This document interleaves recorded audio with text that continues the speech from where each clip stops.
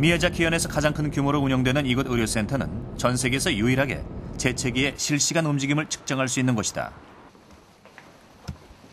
취재진이 연구팀의 안내를 받아 향한 곳은 밀폐된 공간에 각종 설비와 기기를 설치해둔 작은 실험실. 바이러스의 공기 감염 정도를 연구하고 있다.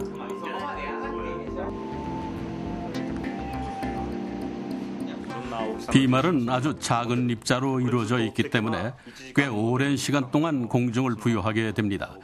그 부유하는 입자가 얼마나 되는지 농도를 측정해 보겠습니다. 재채기를 할 때 기관지에서 터져나오는 작은 입자들은 눈으로 확인할 수 없을 정도로 미세하다. 무수하게 작은 입자로 이루어진 비말, 즉 침방울 속에는 감기 환자의 바이러스가 숨어있다. 일반적으로 한 번의 기침으로 배출되는 비말의 개수는 3천여 개. 실험 결과 역시 0.3 마이크로미터의 비말 2천여 개와 그보다 큰 비말 900여 개가 확인됐다.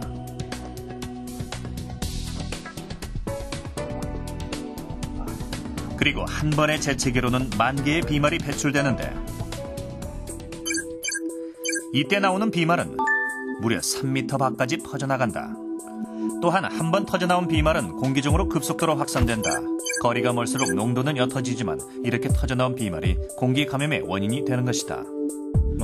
감기는 좁은 공간에서 마주보고 있는 사람들뿐만 아니라 그 옆에 있는 사람 혹은 가까이에 다른 공간에 있는 사람도 감기에 걸릴 수 있습니다. 공기가 감염되기 때문이죠. 1977년 알래스카에서 비행기 내에 에어컨이 고장이 나서 비행기가 2시간 정도 공항에서 대기한 적이 있습니다. 그때 50명 정도의 승객이 탑승하고 있었는데 그중 한 사람한테서 인플루엔자가 최초로 발생했습니다. 그 후 이 50명 중에 40명 가까이가 인플루엔자에 감염된 사례가 있습니다.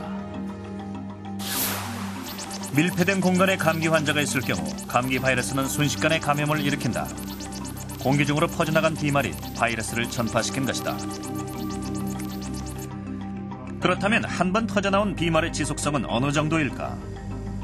비말의 지속성을 실험하기 위해 감기 걸린 환자의 재채기와 비슷한 성분의 비말을 배출시켰다. 바이러스 수집기를 1시간 간격으로 넣었다 뺐다 하는 거예요. 1시간 간격으로 비말을 채집해서 배양에게 증식을 시켜본 결과 9시간 경과 후에도 비말의 존재를 확인할 수 있었다. 실험을 통해서 바이러스가 최고 9시간까지 공기 중을 떠돈다는 것을 확인했습니다. 물론 온도, 습도에 따라 달라지기도 하지만 밀폐된 공간에서는 감기 바이러스 공기 감염이 급속도로 퍼지고 장시간 계속됩니다.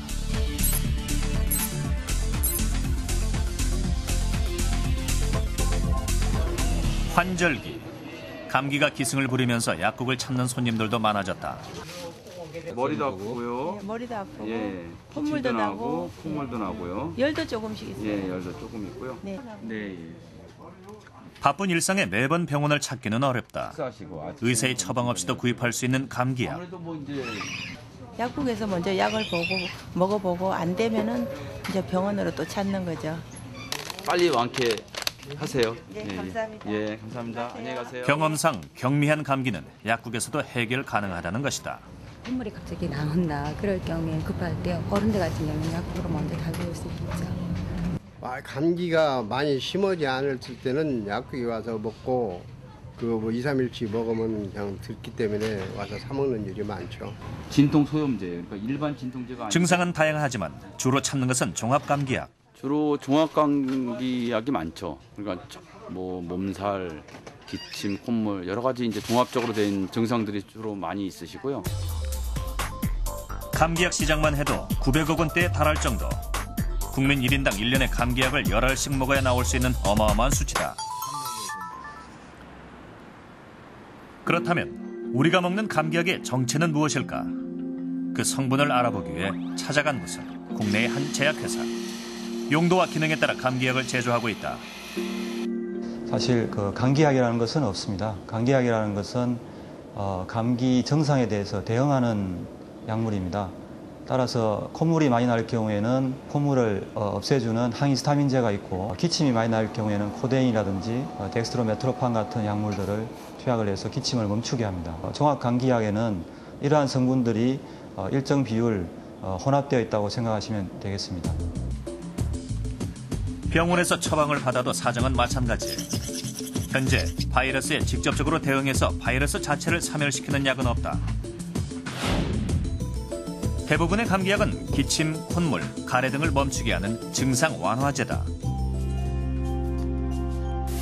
체내의 호르몬에 작용해서 콧물을 마르게 하거나 열을 내리거나 기침을 멈추게 하는 작용을 한다.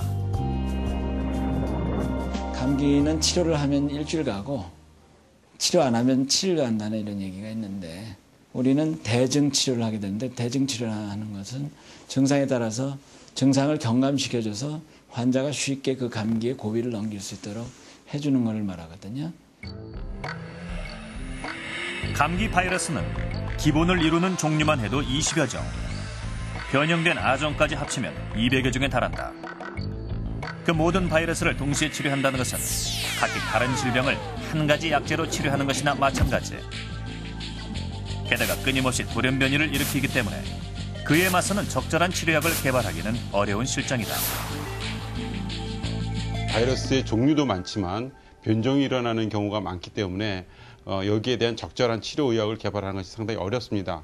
현재의 의학들은 한 가지 종류에 대한 바이러스 치료 의학은 돼 있으나 이렇게 여러 가지 종류에 대해서 바이러스 감염에 대해서 치료할 수 있는 의학은 현재 없는 실정입니다. 이것이 바로 인류의 골칫덩어리 감기 바이러스입니다.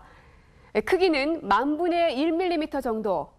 전자현미경으로만 관찰이 가능할 정도로 아주 작은 데다가 영하 200도나 되는 혹한은 물론 지구 중력의 10만 배나 되는 압력에서도 견딜 수 있다고 합니다.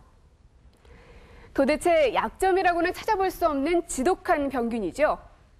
하지만 아직도 수많은 과학자들은 감기와의 싸움을 포기하지 않고 있습니다. 그렇다면 감기 바이러스의 약점은 과연 무엇일까요? 전국에서 겨울 한파가 이틀째 지금 기온이 뚝 떨어지고 일교차가 10도 이상 벌어지면서 오늘은 무려 17명이 감기 때문에 결석을 했습니다. 날씨가 추워지고 찬바람이 불기 시작하면 사람들은 의례 감기 걱정을 한다.